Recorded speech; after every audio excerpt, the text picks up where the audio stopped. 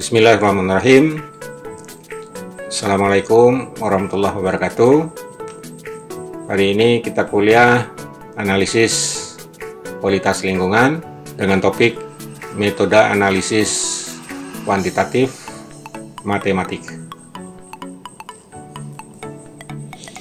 Metode analisis kuantitatif matematika. Analisis kualitas lingkungan hidup menggunakan metode kuantitatif adalah penggunaan variabel angka atau nilai yang terukur untuk mengetahui perubahan-perubahan parameter kualitas lingkungan hidup yang terjadi.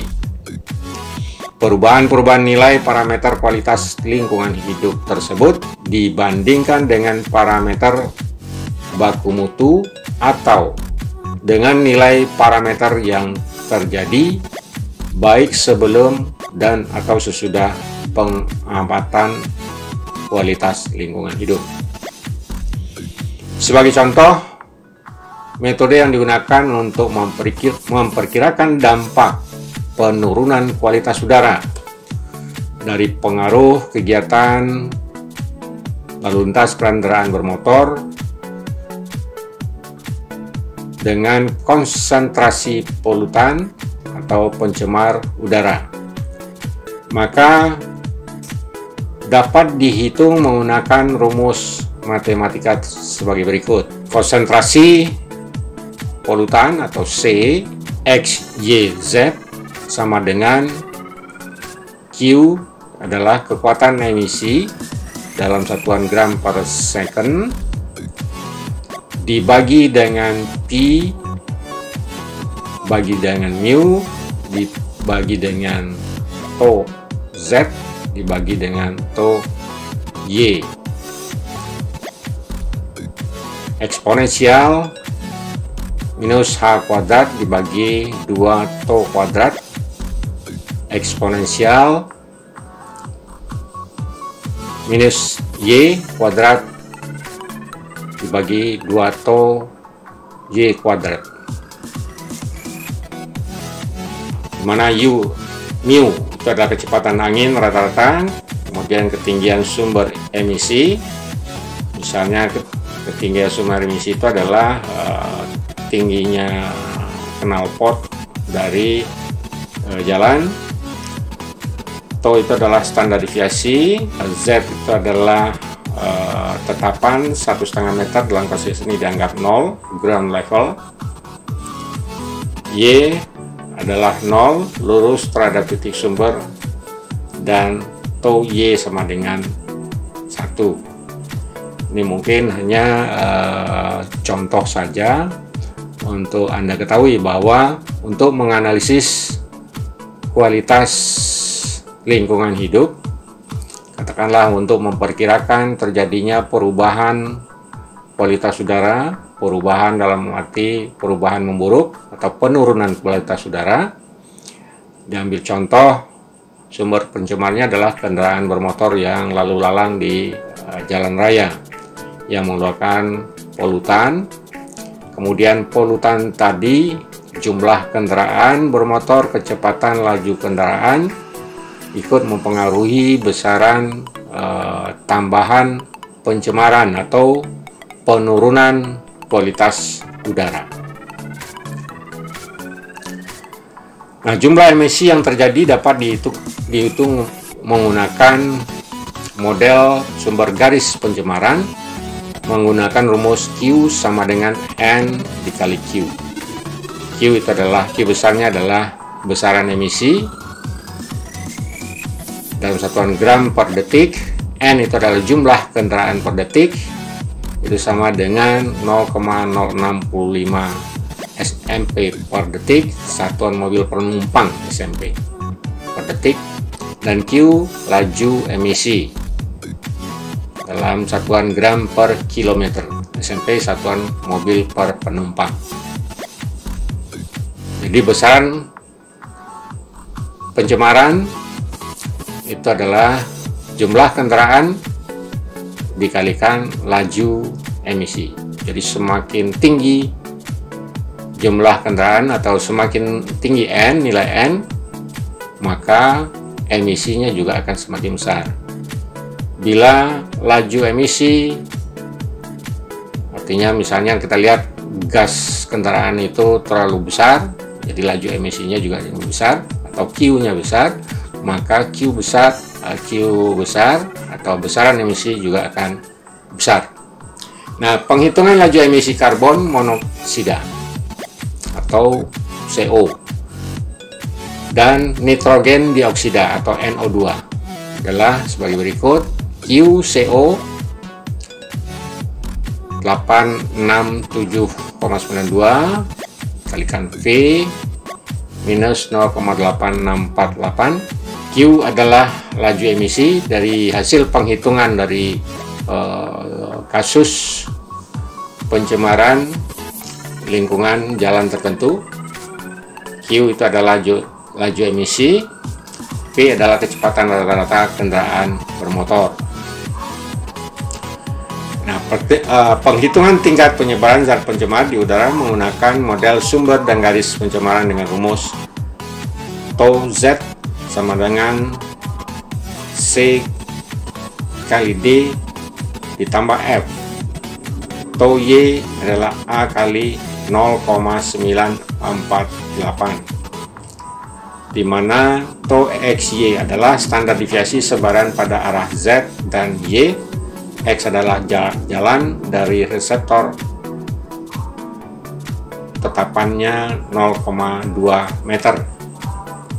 Jadi misalkan jarak jalan dari reseptor adalah 0,2 meter atau X kurang dari 1 meter, maka diperoleh nilai konstanta untuk standar deviasi yaitu A104, C61, D 0,911 dan F 0.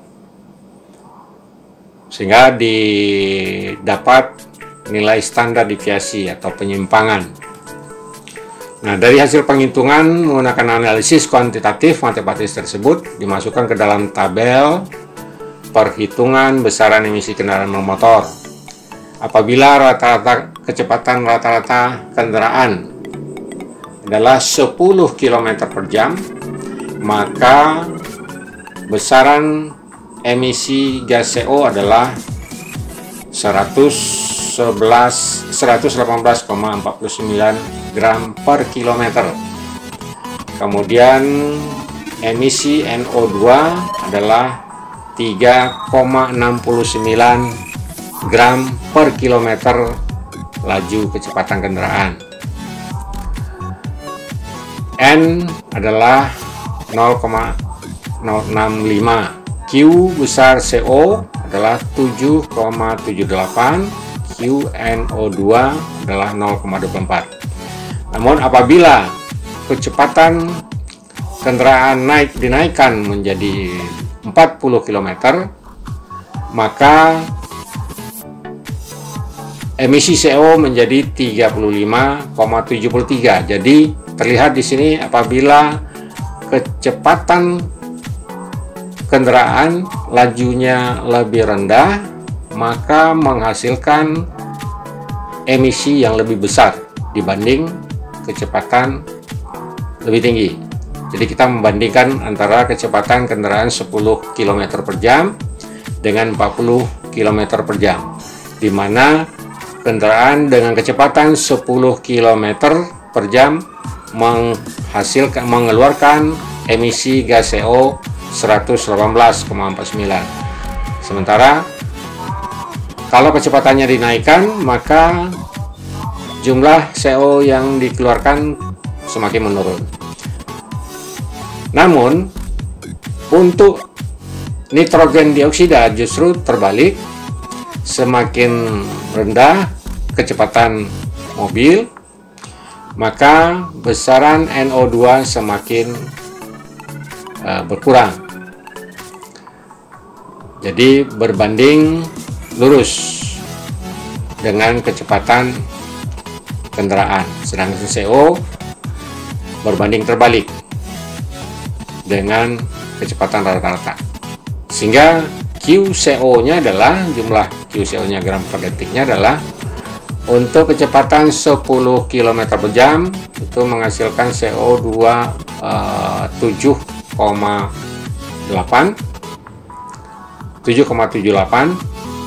dengan kecepatan yang lebih tinggi, CO yang terbentuk lebih rendah. Sementara untuk NO2-nya, kecepatan kendaraan semakin tinggi, justru NO2-nya semakin besar. Jadi pencemarannya semakin besar untuk NO2. Kemudian konsentrasi zat pencemar udara ambien yang dihasilkan oleh akibat pembakaran bahan bakar pada aktivitas dan mobilisasi kendaraan bermotor tersebut.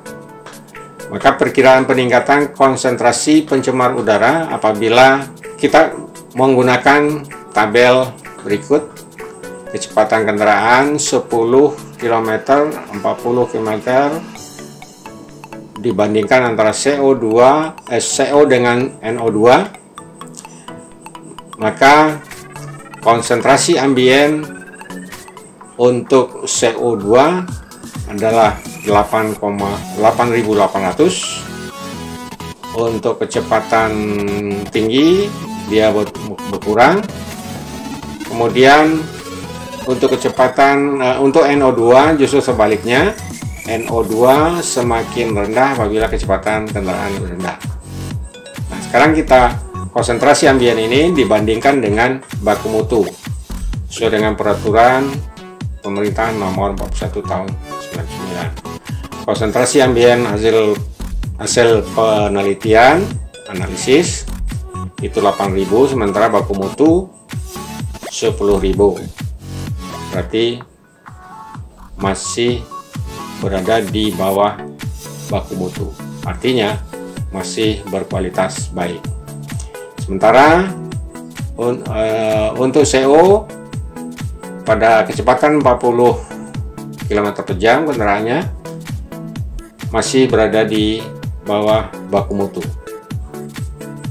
Sedangkan untuk nitrogen dioksida, kedua-duanya apabila kecepatannya tinggi ataupun rendah dengan kecepatan yang terukur adalah 10 km dengan 40 km per jam, maka konsentrasi ambien parameter NO2-nya berada di atas baku mutu. Artinya kualitas lingkungan buruk atau kualitas udara buruk. Jadi konsentrasi pencemar kualitas udara ambien seperti pada tabel di atas menunjukkan bahwa parameter kualitas udara nitrogen dioksida atau NO2 berada di atas nilai ambang batas atau baku mutu yang dipersyaratkan oleh peraturan pemerintah. Kemudian contoh lain adalah analisis matematika bising. Jadi polutan bising. Analisis kuantitatif matematik guna menganalisis dan menilai kualitas lingkungan hidup tertentu adalah pada kasus pencemaran udara atau pencemar suara bising atau kebisingan, ataupun intensitas energi bising dari suatu bunyi benda bergerak dan bunyi benda tidak bergerak menggunakan rumus LEQ. Sebagai contoh, bising mesin pesawat terbang yang sedang melakukan take off ataupun landing menggunakan rumus matematika LEQ H I sama dengan LOE plus log MISIT plus log dan seterusnya. Ini adalah sebagai gambaran kualitas lingkungan hidup bisa diukur menggunakan metode matematika.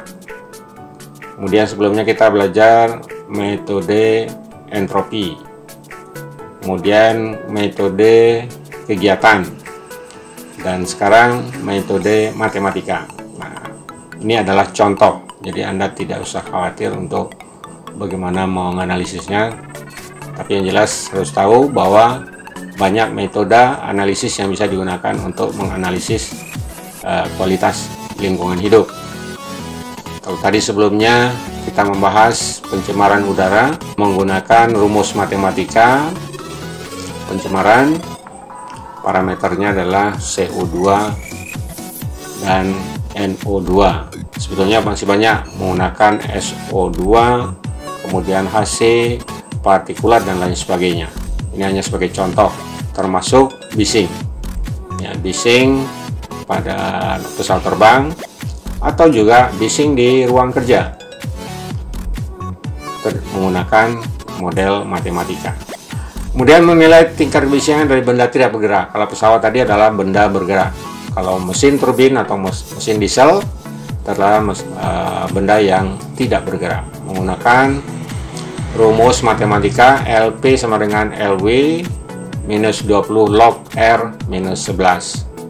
LP itu adalah tingkat kebisingan pada jarak R dari sumber suara dengan satuan dBA atau desibel A. LW adalah tingkat kebisingan dari sumber suara bising atau dBA. R adalah jarak dari sumber bising ke lokasi yang diamati dalam satuan meter. Hasil analisis kualitas lingkungan adalah semakin tinggi tingkat kebisingan lingkungan dibandingkan dengan baku mutu lingkungan, maka kualitas lingkungan tersebut dapat dinyatakan tidak berkualitas karena dapat menimbulkan kerugian pada pihak lain seperti gangguan komunikasi, gangguan pendengaran, gangguan kenyamanan masyarakat dan lain sebagainya. Jadi dampak bising bisa diukur dari tingkat kebisingannya, kemudian dampaknya pada masyarakat, gangguan komunikasi, gangguan pendengaran, gangguan kenyamanan masyarakat. Kemudian contoh lain adalah untuk menganalisis dampak misalnya banjir atau genangan. Nah, menggunakan rumus matematika air larian itu sama dengan C dikali I dikali A. C itu adalah koefisien air larian, I adalah intensitas hujan rata-rata, kemudian A adalah luas area yang terbangun atau area yang tertutup oleh bangunan sehingga area tersebut tidak menyerap air hujan. Nah, kesimpulannya adalah hasil analisis kualitas lingkungan apabila semakin banyak jumlah air larian, maka kualitas lingkungan tersebut dapat dinyatakan sebagai tidak berkualitas. Jadi semakin tinggi genangan banjir, maka semakin tidak berkualitas lingkungan hidup. Seperti genangan, dan kerugian pihak lain adalah jalanan banjir akan mengganggu lalu lintas, jalanan becek jika air larian berada di permukiman, maka akan terjadi banjir yang dapat merugikan masyarakat permukiman.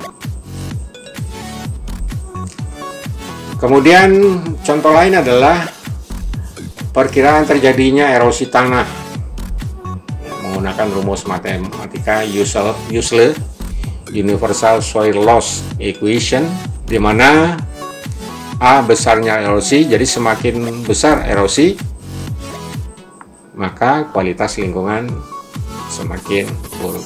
Kemudian erosivitas hujan itu menggunakan persamaan Boles, yaitu R sama dengan Z kalikan EL. Jadi erosivitas hujan, jumlah hujan, jumlah harian hujan, hujan maksimum bulanan. Di rumus matematika ini bisa digunakan untuk menganalisis kualitas lingkungan. Hasil analisis kualitas lingkungan adalah semakin banyak jumlah material erosi, maka kualitas lingkungan tersebut dapat dinyatakan tidak berkualitas karena dapat menimbulkan kerugian pada pihak lain. Demikianlah kuliah kita hari ini. Terima kasih atas perhatiannya. Billahi taufiq wal hidayah. Assalamualaikum warahmatullahi wabarakatuh.